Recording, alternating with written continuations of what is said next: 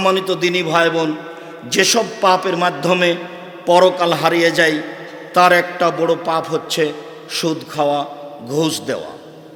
যেসব পাপের কারণে সরাসরি জাহান্নাম ঘোষণা হয়েছে তার একটি বড় পাপ হচ্ছে সুদ খাওয়া, ঘুষ দেওয়া। তবে মনে রাখবেন, সুদ খাওয়া, ঘুষ দেওয়া এই পাপ আল্লাহর সাথে জড়িত। পাপ যত বড়ই হোক, পাপ যত বড়ই হোক, সুদ ঘুষের পাপের আলোচনা যখন কাছে আসব তখন আপনি দেখতে পাবেন সুদের পাপের যে ভাষা উল্লেখ করা হয়েছে, পৃথিবীতে আর কোনো পাপের ভাষা এত ভয়াবহ করে আর এত দুর্বল করে পেশ করা হয়নি। কোনো পাপের, পৃথিবীতে সবচেয়ে বড় পাপ শিরক, তবুও ভাষা এমন নয়। পৃথিবীতে তার চেয়ে দ্বিতীয় মহাপাপ পিতামাতার অবাধ্য চলা, তারপরও তার ভাষা এমন নয়। পৃথিবীর তৃতীয় মহাপাপ মিথ্যা সাক্ষী দেওয়া, তারপরেও তার ভাষা এমন নয়। চলেন কথার দিকে আগিয়ে যাই। মহান আল্লাহ বলেন, এই ছেলে, সম্মানিত দিনী ভাই বোন, পাশ থেকে যেন কোনো ছেলে উঠতে না পারে। আমরা আপনাদের বিরক্তির আগেই কথা শেষ করব, সম্ভবপর খুব তাড়াতাড়ি কথা শেষ করব। আমাদের ফিরে যেতে হবে, ক্লাস আছে, আমিও ব্যস্ত আছি। তো যার কারণে আমি অনুরোধ জানাচ্ছি, একটু কষ্ট করে হলেও কিছুক্ষণ অপেক্ষা করবেন। কেউ উঠে সামনে দিয়ে হাঁটলে আমি পরিবেশ সহ্য করতে পারি না, যার কারণে আপনাদেরকে আমি অনুরোধ জানাই, এই সময়ে কেউ চা খাবেন, কেউ দোকানে বসে আড্ডা পিটবেন, এমনটা করিয়েন না। আমি এগুলো পছন্দ করি না, ঘৃণা করি। বল্লার মাটিতে যারা বাড়িতে বসে আছে, বউ নিয়ে টিভি দেখছে, তাদের কাছে কি আছে এমন? উনি আমাকে কি দেখাতে পারেন? উনি আমাকে বিদ্যা দেখাবেন? উনি আমাকে অর্থ সম্পদ দেখাবেন? উনি আমাকে সভ্যতা দেখাবেন? যেটাতে দাঁড়াবেন সেটাতে তার পরাজয় আছে। যেভাবে যাবেন উনি টিকতে পারবেন না। উনি আছেন কেন? ভুল হয়েছে। আমি আব্দুর রাজ্জাক বিন ইউসুফ কোনোদিন চলে আসলে 10 কিলোমিটার আশেপাশে যত পুরুষ নারী আছে সবকে আমি আসার জন্য অনুরোধ জানাই। আপনি তো আসবেন, পাশে হিন্দু থাকলেও তাকে আসতে হবে।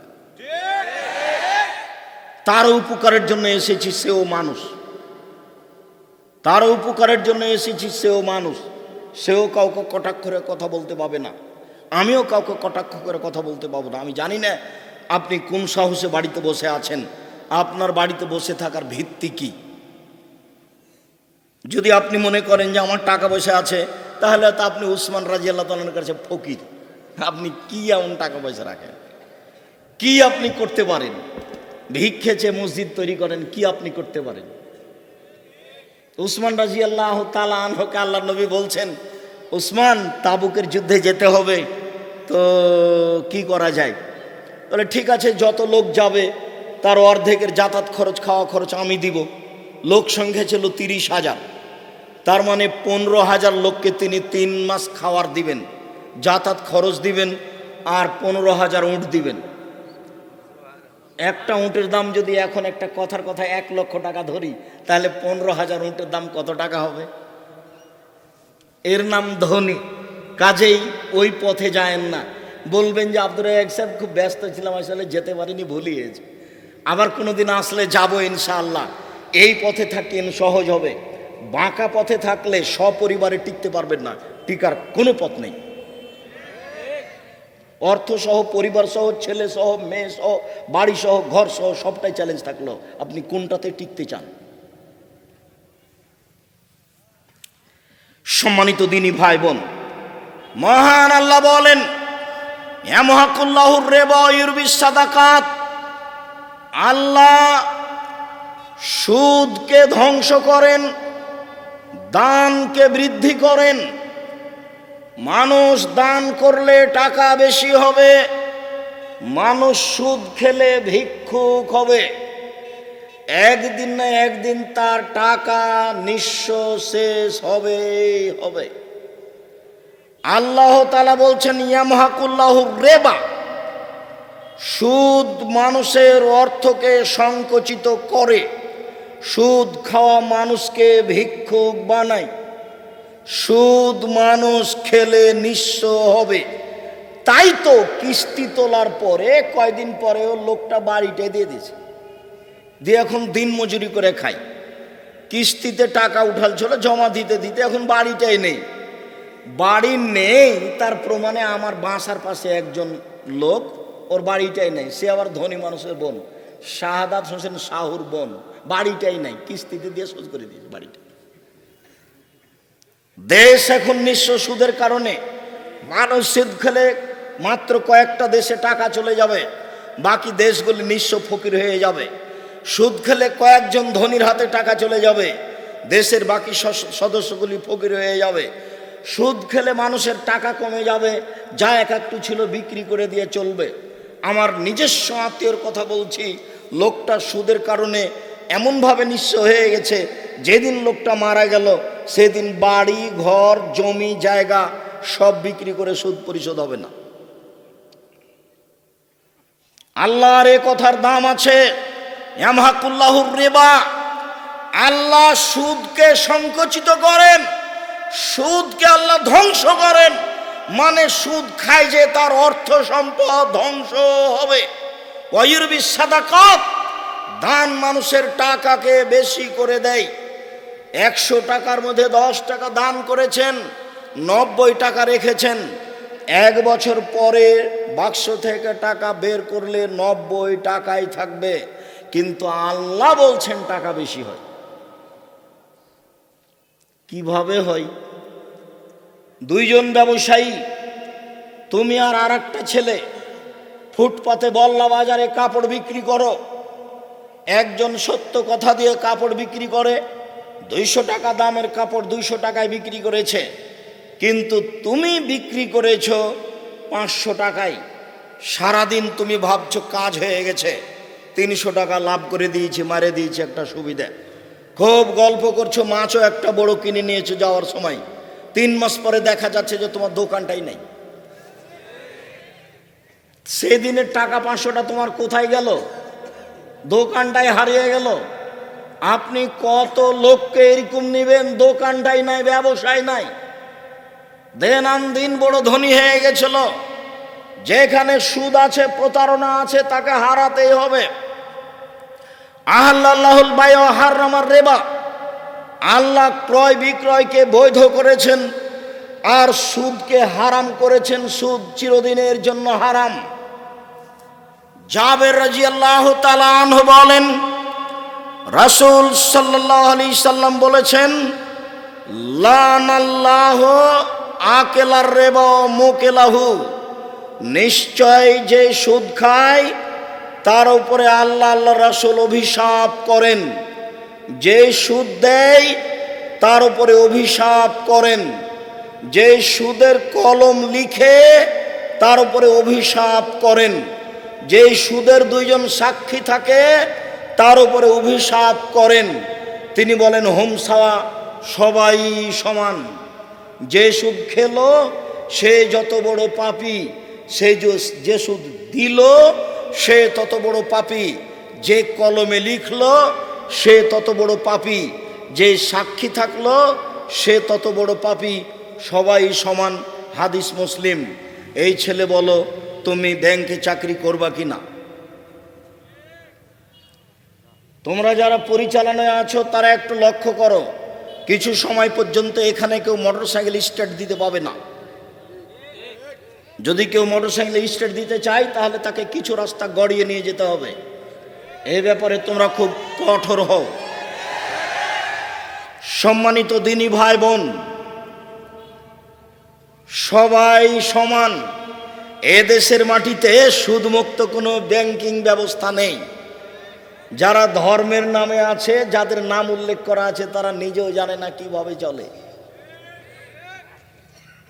এদেশের কোনো ব্যাংকে চাকরি করে বলা যায় না যে আমি বৈধ চাকরি করি। ব্যাংকে টাকা রাখা আর ব্যাংকে চাকরি করা দুটো এক নয়। অতএব সুদ খেয়ে সুদের ব্যাংকে চাকরি করে ব্যাংকে টাকা উঠিয়ে লোন নিয়ে বাড়ি 5 তালা করে বউ নিয়ে আনন্দে দিন কাটায়েন না, গাছের নিচে থাকা ভালো। ভিক্ষা করে ছেলে মেয়েকে খাওয়ানো ভালো সুদের টাকা দিয়ে বাড়ি করার চেয়ে। ভিক্ষা করে কেন খাবো আব্দুর রাজ্জাক সাহেব? বাপের জমিদারি আছে, ব্যবসা করে খাবো। আমি ভিক্ষা করে খেতে বলিনি, ভিক্ষা করা জায়েজ নয়। আমি বলেছি বাপের জমিদারি দিয়ে ব্যবসা করেন, সম্ভব না হলে কলা বিক্রি করে খান, সম্ভব না হলে চকলেট বিক্রি করে খান, সম্ভব না হলে মানুষের বাড়িতে কাজ করে খান। তবে অবৈধ পয়সা উপার্জন করে ব্যাংকে লোন নিয়ে ব্যবসা চালু করিয়েন না, ব্যাংকে লোন নিয়ে বাড়ি করিয়েন না। রাসূল সাল্লাল্লাহু আলাইহি সাল্লাম জীবনে এমন কোনো দিন সালাত আদায় করেছেন সালাম ফিরার পূর্বে এই দোয়া পড়েননি।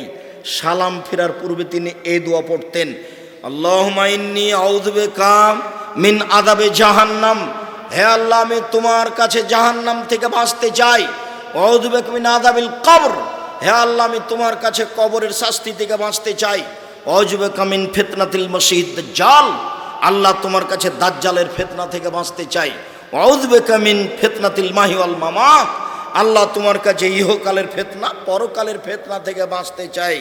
আল্লাহুম্মা ইন্নী আউযু বিকা মিনাল মা'সাম ওয়াল মাগরাম, তোমার কাছে বাঁচতে চাই বড় পাপ হতে, তোমার কাছে বাঁচতে চাই ঋণ কর্য হতে, তোমার কাছে বাঁচতে চাই বড় পাপ হতে, তোমার কাছে বাঁচতে চাই ঋণ কর্য হতে, তোমার কাছে বাঁচতে চাই বড় পাপ হতে, তোমার কাছে বাঁচতে চায় ঋণ কর্য হতে। এই বাক্য না বলে তিনি কোনোদিন সালাম ফিরেননি। জানাজা যখন শুরু করেছেন, শুরু করার পূর্বে বলেছেন এই লোকের কোনো ঋণ আছে? জি আছে, তাহলে তোমরাই জানাজা করো, আমি গেলাম। আর একজন যখন দাঁড়িয়ে বলেছে আচ্ছা আচ্ছা ঠিক আছে আমি ঋণ পরিশোধ করব, তখন আল্লাহ রাসূল বলেছেন ঠিক আছে আমি জানাজা করে দিচ্ছি। শোনেন, ব্যাংকে টাকা নিয়ে ঋণ করে দুনিয়া থেকে চলে গেলেন, জানাজা যে হবে না? বলে হুজুর যে করে দিয়েছে, হুজুর যে আপনার গোলাম। আব্দুর রাজ্জাক সাহেবকে ডেকে নিয়ে এসে করায়েন তো দেখি। আপনাদের কোনো যদি মুচি মুসলমান মারা যায় আর আমি যদি থাকি, আমি তার জানাজায় যাব।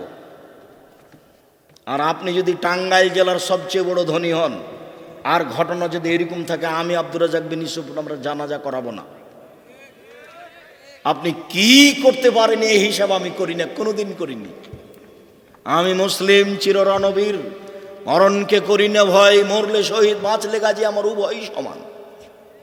আমি এইভাবে এদেশের মাটিতে আছি 30 বছর থেকে, কতদিন এইভাবে থাকবো আল্লাহ ভালো জানেন।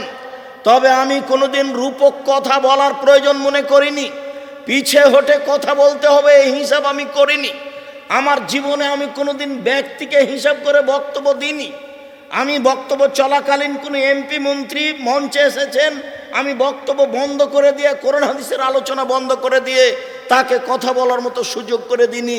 এরকম হিসাব, এরকম সাহস এই মাটিতে করার মতো কেউ নেই।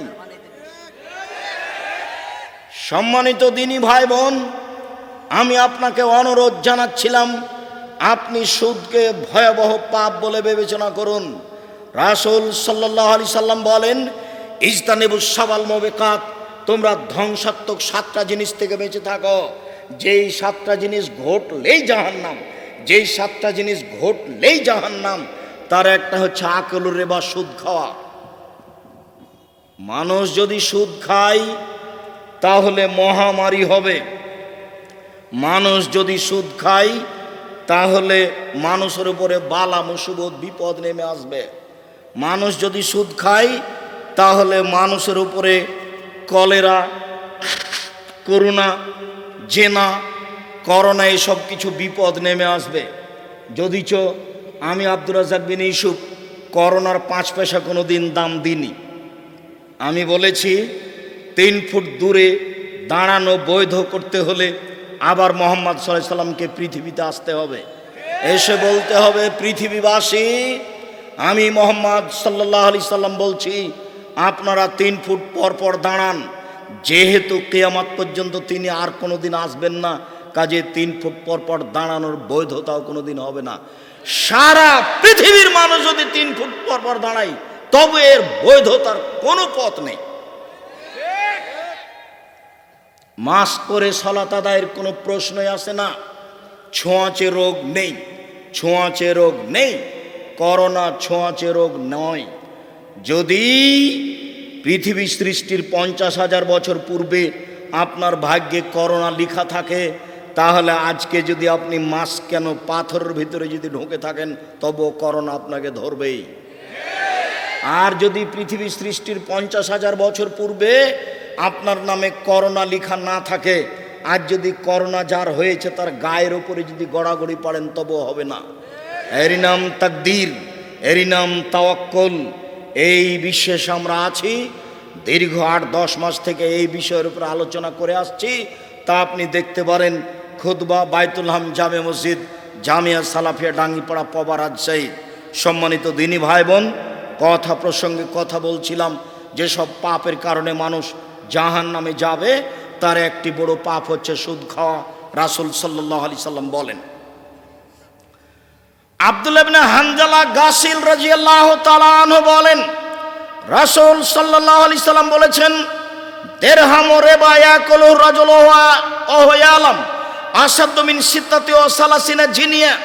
কেউ যদি জেনে শুনে 1 টাকা সুদ খায়, 36 বার জেনা করে যত পাপ হবে, 1 টাকা সুদ খেলে তার চেয়ে বেশি পাপ হবে। কেউ যদি জেনে শুনে 1 টাকা সুদ খায়, 36 বার জেনা করে যত পাপ হবে, 1 টাকা সুদ খেলে তার চেয়ে বেশি পাপ হবে। পাপের জগতে সবচেয়ে ঘৃণিত নোংরা পাপ হলো জেনা। পাপের জগতে সবচেয়ে ঘৃণিত নোংরা পাপ হচ্ছে জেনা। কেউ যদি জেনে শুনে 1 টাকা সুদ খায়, 36 বার জেনা করে যত পাপ হবে, 1 টাকা সুদ খেলে তার চেয়ে বেশি হবে। আমি অনুবাদক, মুহাম্মদ সাল্লাল্লাহু আলাইহি সাল্লাম বলেছেন, আমি আরবি থেকে আপনাকে বাংলা করে শোনালাম মাত্র। আবু হুরায়রা রাদিয়াল্লাহু তাআলা আনহু বলেন, রাসূল সাল্লাল্লাহু আলাইহি ওয়াসাল্লাম বলেছেন, আর রিবা সাবুনা জুজান আইসারুহা ইনকা রাজুল উম্মাহু। সুদের পাপের 70টি ভাগ রয়েছে। ছোট ভাগ হলো মার সাথে জেনা করলে যেমন পাপ হয়। নেবার ভাষা কেমন? দুনিয়াতে এমন কোনো পাপ নাই যে পাপের ভাষা এরকম। সেটা জেনা হোক, সেটা চুরি হোক, সেটা বাপ মাকে গালি দেওয়া হোক, সেটা শিরক করা হোক, সেটা মিথ্যা সাক্ষী হোক। মিথ্যে সাক্ষীর কারণে টাঙ্গাইল জেলাতে কত মানুষ জেলে আছে 20 বছর থেকে, ও নিজেই জানে না আমি কেন জেলে। ও নিজেই জানে না, জজ জানে না ঘটনা কি, উকিল জানে না ঘটনা কি। আর সাক্ষী বলছে যে আল্লাহর কসম আমি তাকে মারতে দেখেছি, 2 চোখে দেখেছি। অথচ যাকে মারতে দেখেছি বলছে ওই মারামারির সময় ও ছিল রংপুরে।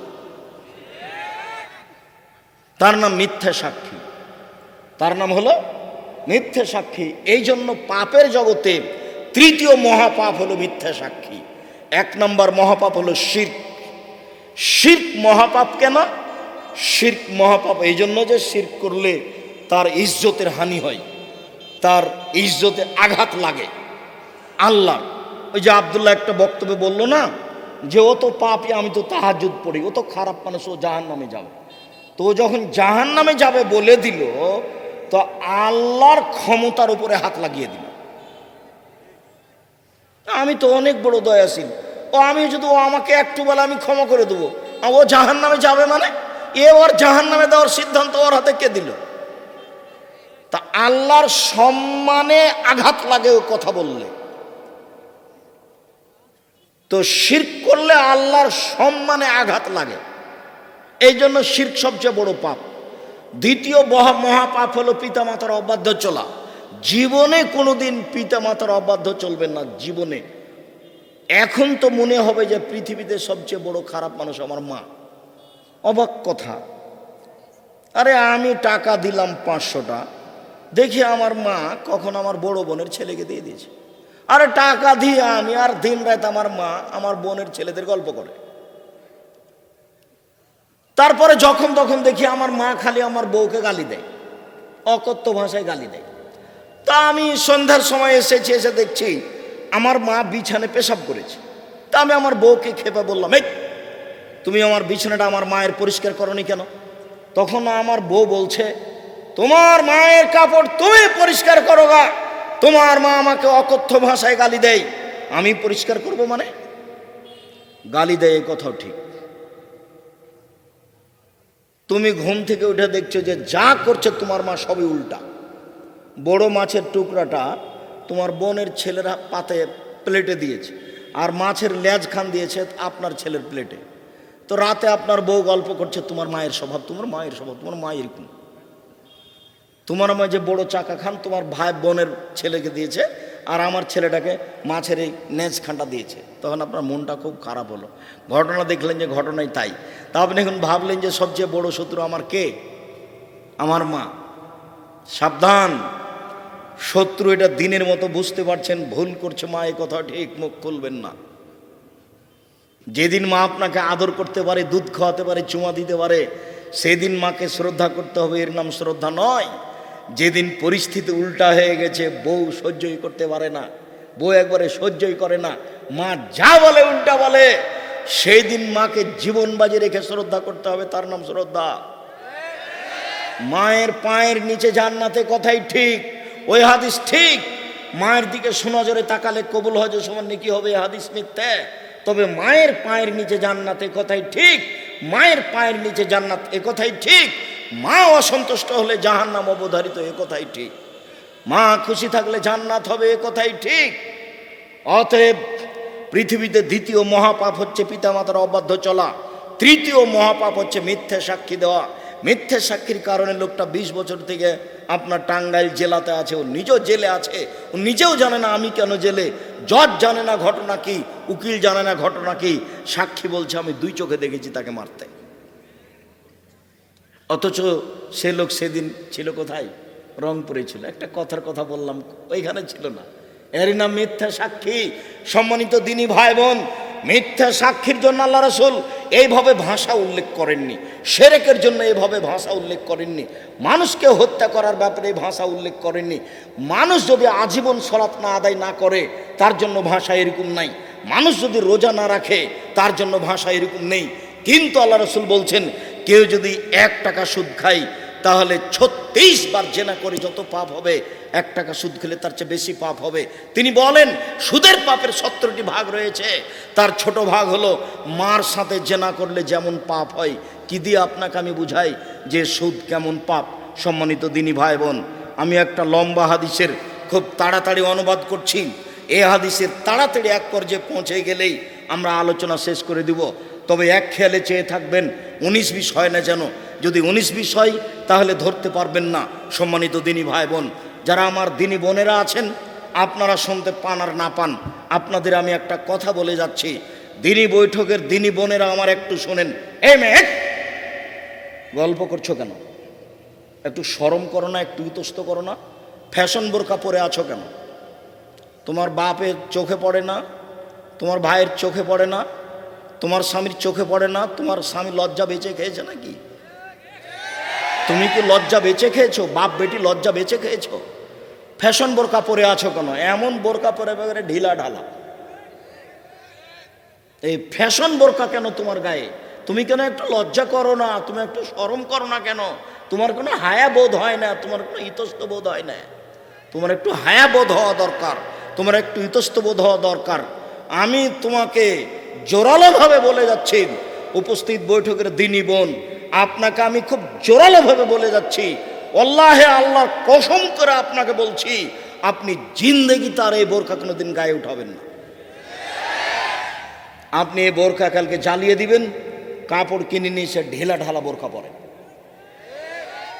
এইটা আপনার মান সম্মান রক্ষা করবে, আপনার ইজ্জত রক্ষা করবে, আপনার মান বাড়বে, আল্লাহ আপনাকে ভালোবাসবে। আপনি এরকম ফ্যাশন বোরকা পরেছেন কেন? যাতে অঙ্গ প্রত্যঙ্গ বোঝা যায়, যাতে মানুষ আপনাকে লক্ষ্য করে, এইটা কেন করবেন? শোনেন দিনী বোন, আপনাকে একটা কথা বলি, আপনি যদি 4টা কাজ করতে পারেন জান্নাতের সব দরজা খোলা। আপনি যদি 4টা কাজ করতে পারেন জান্নাতের সব দরজা খোলা।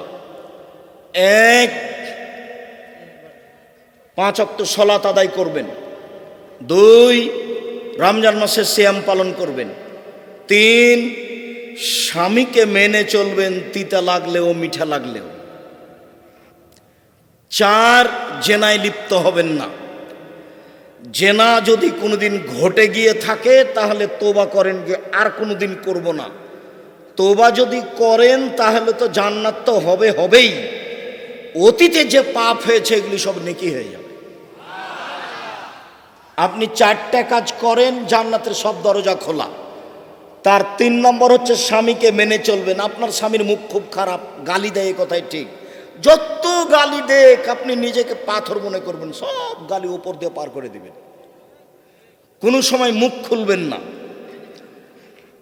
আর স্বামী যতই গালি দেখ, স্বামী গালি দেওয়ার পরে 1 গ্লাস পানি চেয়েছে, তো সামনে গ্লাসটা এভাবে ঠ্যাক্কস করে রেখে চলে যাবেন না, একটু ভালোবাসা দেখিয়ে চলবেন। যদি আপনি মনে করেন যে সংসার চলবে না, তাহলে আপনি খোলা তালাক করে নেন।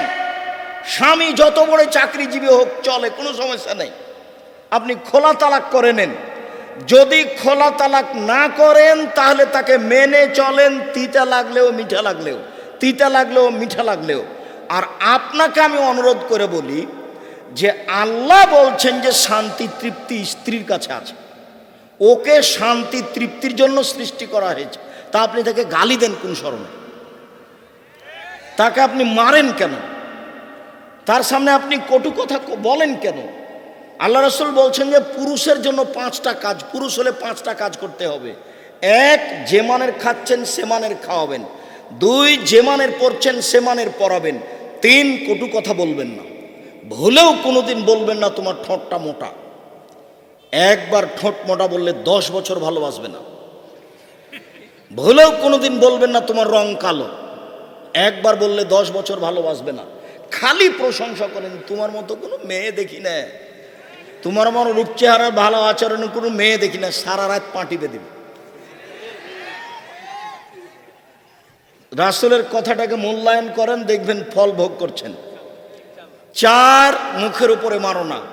5, নিজের বাড়ি ছাড়া কোথাও থাকতে দিও না। খালার বাড়ি যেতে দিও না, ফুফুর বাড়ি যেতে দিও না, নানির বাড়ি যেতে দিও না, হাট বাজারে যেতে দিও না, মায়ের বাড়ি যেতে দিও না। জরুরি প্রয়োজন ছাড়া আপনার স্ত্রী বাড়ি ত্যাগ করতে পারবে না। বিবাহের বাড়িতে কোনো প্রশ্নই আসে না, বিবাহের বাড়িতে গেলে স্বামীর সংখ্যা বেশি হয়ে যাবে। সাবধান, বিবাহের বাড়িতে যাওয়ার কোনো প্রশ্নই আসে না। কোথাও যেতে দিবেন না জরুরি প্রয়োজন ছাড়া। আল্লাহ বলে দিয়েছেন তাকে বাড়িতে থাকতে হবে।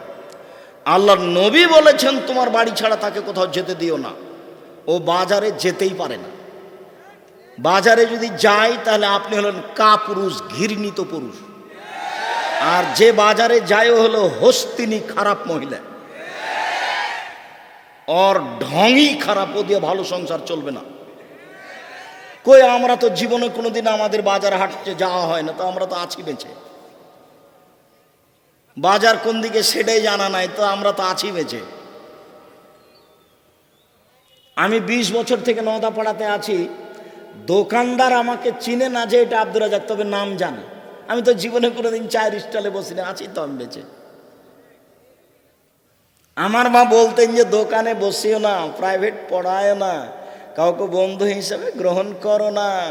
কাউকে বন্ধু হিসেবে গ্রহণ করলে একটু 19-20 হয়ে গেল, রাতে ছুরি পেটে দিয়ে চলে যাবে। আমার মা যখন আমাকে বাড়ি থেকে বের করতেন তখন এগুলো বলে দিতেন। দোকানে বসিও না, প্রাইভেট পড়ায়ও না, কাউকে বন্ধু হিসেবে গ্রহণ করিও না, আর মানুষের বাড়িতে দাওয়াত খায়ও না। এটার যে কি রহস্য আল্লাহ।